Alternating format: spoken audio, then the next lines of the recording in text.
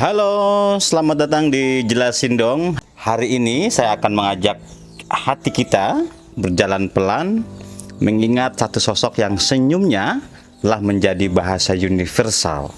Siapa itu? Paus Fransiskus. Lewat artikelnya di mubadlah.id berjudul Senyuman Paus Fransiskus, warisan yang damai yang menyala. Kita akan menelusuri jejak-jejak cinta, damai, kemanusiaan yang beliau tinggalkan. Sebuah warisan yang tak sekedar dikenang, tetapi layak kita hidupkan kembali. Dalam setiap senyum dan langkah itu, mari kita bersama-sama kita mulai.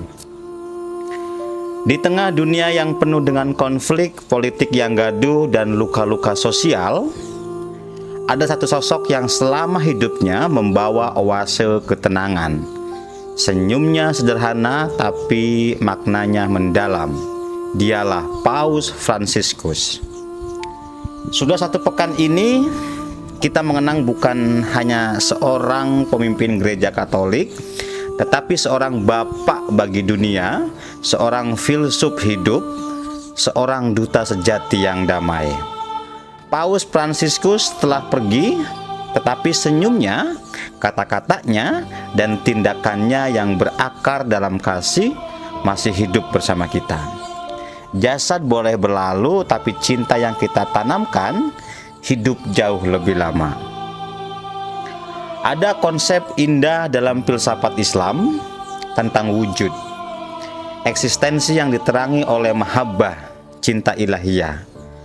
Ibnu Arabi dan Al-Ghazali berbicara tentang cinta, bahwa Allah menciptakan dunia ini karena cinta, bahwa tugas kita manusia adalah mencintai satu sama lain.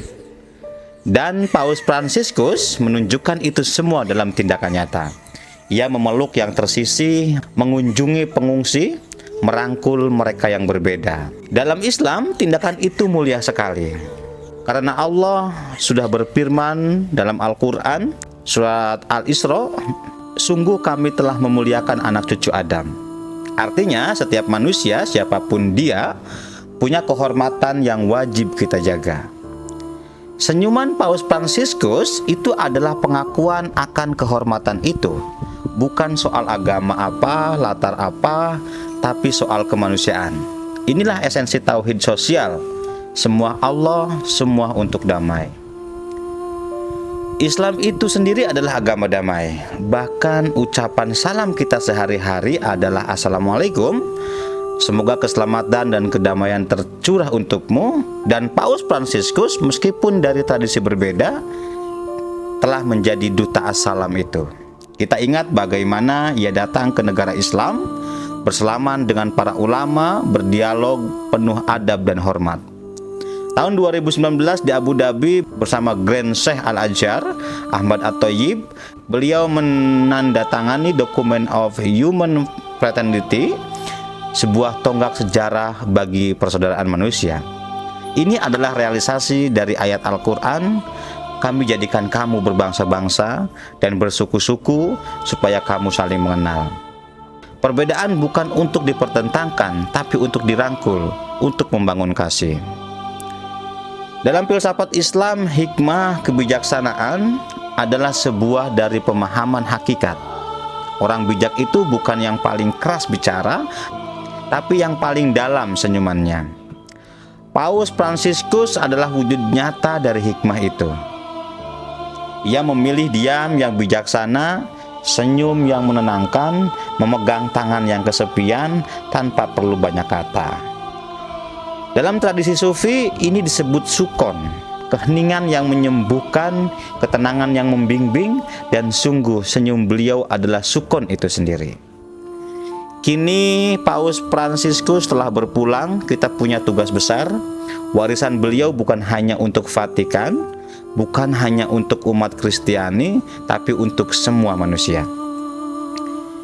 Dalam Islam, amal seseorang hanya terus mengalir lewat 3 hal: sedekah jariah, ilmu yang bermanfaat, dan doa anak-anak soleh.